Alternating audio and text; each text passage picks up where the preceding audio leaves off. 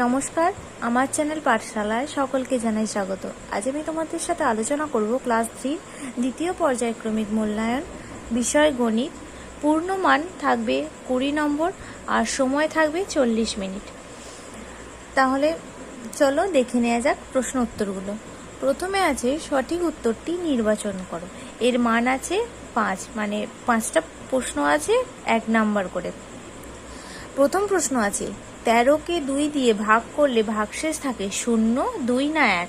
13কে 2 দিয়ে ভাগ করলে ভাগশেষ থাকে 1। তারপর আছে কোন সংখ্যা 5 দিয়ে ভাগ করলে ভাগশেষ 5-এর চেয়ে ছোট না বড় হবে। কোন সংখ্যা 5 দিয়ে ভাগ করলে ভাগশেষ 5-এর চেয়ে ছোট হবে। তারপরে আছে 11 থেকে 3 বিয়োগ যায় 4 বার, 2 বার না 3 বার। 3 বার। 11 থেকে 3 বিয়োগ করবে, তারপর আবার 3 বিয়োগ করবে, তারপর আবার 3 বিয়োগ করবে, দেখবে মিলবে, এটা 3 বার হবে। তারপর আছে 7টা 8-এর যোগফল 55, 56 না 57। 7টা 8-এর যোগফল 56। তারপরে কোয়েশ্চেন 8 বার 5 ঘর লাফালে পাওয়া যায় 40, 45, 50 ঘর। 8 বার 5 ঘর লাফালে পাওয়া যায় 40 ঘর। 5 × 40, তাহলে 40 ঘর। তারপরে 2 দাগের আছে শূন্যস্থান পূরণ করো। এর মান আছে 1 × 4, মানে 4 নম্বর করে। 4টে প্রশ্ন আছে, 1 নম্বর করে 4 নম্বর আছে। প্রথম প্রশ্ন আছে যোগের সংক্ষিপ্ত রূপটি হলো ড্যাশ। যোগের সংক্ষিপ্ত রূপটি হলো গুণ। তারপরে কোয়েশ্চেন 5 জোড়া সমান 5 × ড্যাশটি সমান ড্যাশটি। 1 জোড়া সমান কটি? 2টি। তাহলে 5 জোড়া সমান 5 × 2 সমান 10টি। ড্যাশ ভাগ 9 সমান 4। তাহলে এই শূন্যস্থানে কত বসবে? আমরা এই দুটোকে গুণ করে যেটা পাবো সেটা শূন্যস্থানে বসবে। 4 9 36, তাহলে 36 ভাগ 9 যদি এটা ভাগ করি তাহলে এটা বেরোবে 4। তারপর প্রশ্ন আছে ভাজ্য সমান ভাজক গুণিতক ড্যাশ যোগ ড্যাশ। আমরা তো জানি এটা ভাজ্য সমান ভাজক গুণিতক ভাগফল যোগ ভাগশেষ।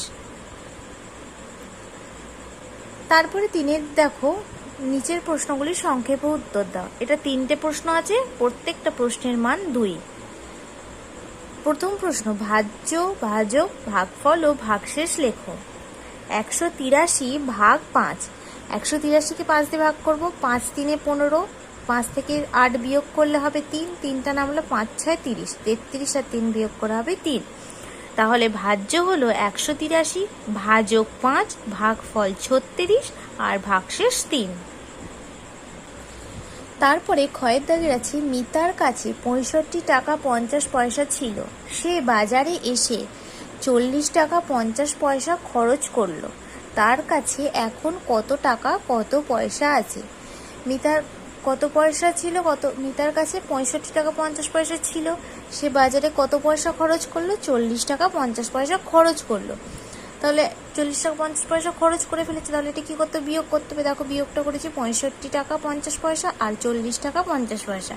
এই দুটো বিয়োগ করলে হবে 25 টাকা 00 পয়সা। তাহলে অতএব দিয়ে কি লিখবো? তার কাছে এখন কত টাকা কত পয়সা আছে? তার কাছে এখন 25 টাকা 00 পয়সা আছে।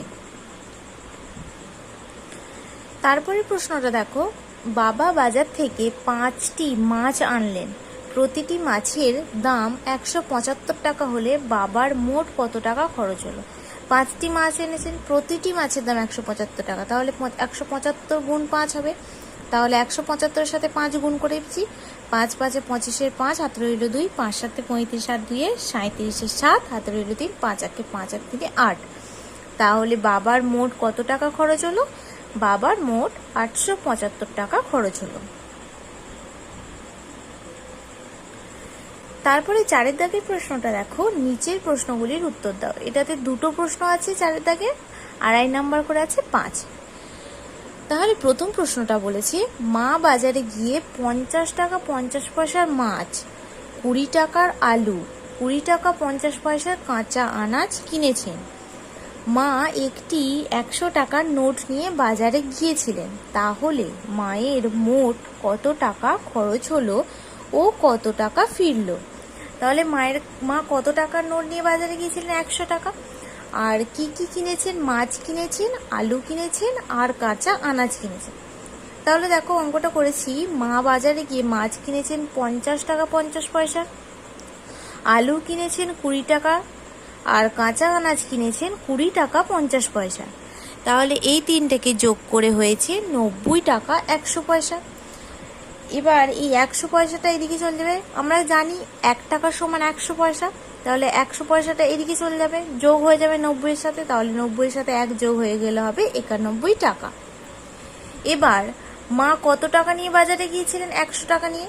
দেখো লিখেছি মা একটি 100 টাকার নোট নিয়ে বাজারে গিয়েছিলেন। তাহলে মোট কত খরচ হলো? 100 টাকা আর 91 টাকা। মোট 91 টাকা আনাজ কিনে খরচা হয়েছে, আর 100 টাকা তিনি বাজারে নিয়ে গেছিলেন। তাহলে 100 থেকে 91টা বিয়োগ করব, বিয়োগ করে হয়েছে 9 টাকা 00 পয়সা। এবার এখানে কি চেয়েছিল? তাহলে মায়ের মোট কত টাকা খরচ হলো? মোট খরচ হলো 91 টাকা, আর কত টাকা ফিরলো? ফিরলো 9 টাকা।